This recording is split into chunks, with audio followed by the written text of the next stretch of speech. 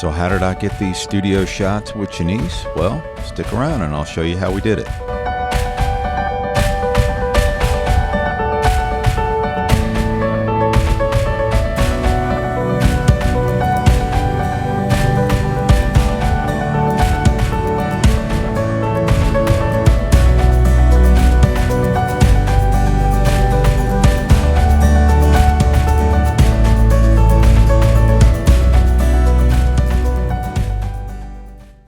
Okay, we'll do this studio photo shoot in 3 parts. Part 1 here, I wanted more of a gray background, which you can do with the white by bringing your model off the backdrop, moving your key light back.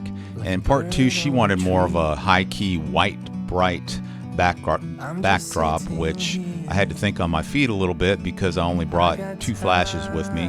And part 3, you're going to want to stick around to the end, topless, with these flowers over here to the right that you see sitting on my reddish orange stool to cover up with. So stick around to the end to see that. So you can see here I'm adjusting the backlight. Usually what I do is I dial in the key light, which is the one with the softbox there. I'll dial that in with the backlight off, and then I'll get the backlight dialed in. I'm just kind of trying to angle it here. If you look at it, it's kind of just pointing straight at her. I should have probably raised it up and angled it down 45 degrees to get more of her body in there. I do have it gridded because I didn't want what'll happen is that light will bleed onto the backdrop, and that's what I didn't want. So to be honest, I set that up where it is, and I took a shot with just the backlight or the rim, and I liked the way it looked. So, I do have it pointed right at her. That's usually not the way to go. You want to have it raised up and angled down, but it looked good just for the rim. It's not the key light, so I went with it. The key light, I'll dial that in just by itself as well and kind of adjust as I go, but once I get it, I leave it. That way I'm not having to do micro exposure edits to a bunch of shots. Just leave your light power. Once you dial it in, leave it alone. Here you can see she's flow posing. I usually just let the model kind of do their thing at the beginning of the shoot. They're usually a little stiff. Most models are. It just takes a little while to get warmed up, right?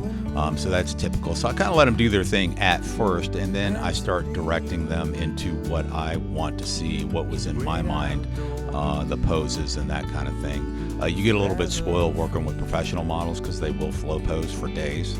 They never run out of poses, it seems like, but that's going to be a problem when you work with someone who doesn't necessarily know how to pose. You're going to have to be able to direct them and not get stuck. So don't get spoiled too much with your professional models. So part 2, she wants a bright white backdrop instead of gray. You see me throwing away the grid because the grid focuses the light, prevents it from hitting the backdrop, and that's another reason I got more of a dark gray backdrop, right? I'm taking shots here and I'm not getting bright white. I know she's not gonna like it. It's not what she's looking for. So at this point, I don't know how I'm going to do that. I only brought that one other rim light in the back, and usually I use 2 lights with some silver umbrellas or strip boxes, and I put one on either side in the back, and I point them towards the backdrop, and I turn them way up, and usually a stop lower or higher than the key light, and I just blow out the backdrop white with them. You see me, I'm pulling off the reflector, and while I'm doing that, the wheels are turning. Now I'm standing here, what am I going to do? How am I going to do this? I don't want to put it behind her because I'm tired of photoshopping out stands, right? I could put it to the right of her and just kind of point it at the backdrop, but I looked over, you see me go off the side, and here I saw this giant reflector, and it's silver on the front side, gold on the back. So I'm thinking, what if I try to use this bare bulb and bounce it off this silver reflector, and I'll angle it towards the backdrop, kind of away from her. I know the light is going to go everywhere, but I'll just use it as if some hits her, I'll use that as a second light that's coming in from the right. She wants it bright anyway, right? So I'll have my key light out front, and I'll use this and I'll crank it up. And what I did, I think I cranked it up to about 1/2 power. And you see I go over and I'm going to do a test shot, see what it looks like. And I'm like, this might actually work. Because I really didn't think it was going to work. I'm just trying something, trying to think on my feet. And it really did work. Okay, so patting myself on the back, that did actually work. What I worried about with that setup was would I have a gradient, on the backdrop going from right to left. That's what I don't like. It's brighter on one side and darker on the other by a lot. And I got a pretty even light across the backdrop. The other thing is you can see here it's overexposed. I was worried about getting too much light on her from that bounce light in the back. And in retrospect, like you see here, I'm adjusting my light power and bringing the backlight, which was either 1/1 or 1/2, bringing that down and bringing the key light down because everything was just way overexposed. And I've got it pretty much dialed in here. If you do get, when you're blowing out your backdrop bright white and you getting too much light on your subject, you just bring them forward some away from that light, and that'll restore the contrast. So you'll lose some contrast if you're overblowing them with those backlights. But in retrospect, I could have brought her out maybe another foot. I usually don't put my models this close to the backdrop. It looks like she's about 1 foot off, but really she was about 3 feet off. It's sort of an optical illusion. She was farther away from that backdrop than what it looks like just from the angle here. But I usually bring them out a little bit further. So if you are blowing them out with your backlights, the solution to that is to bring them forward.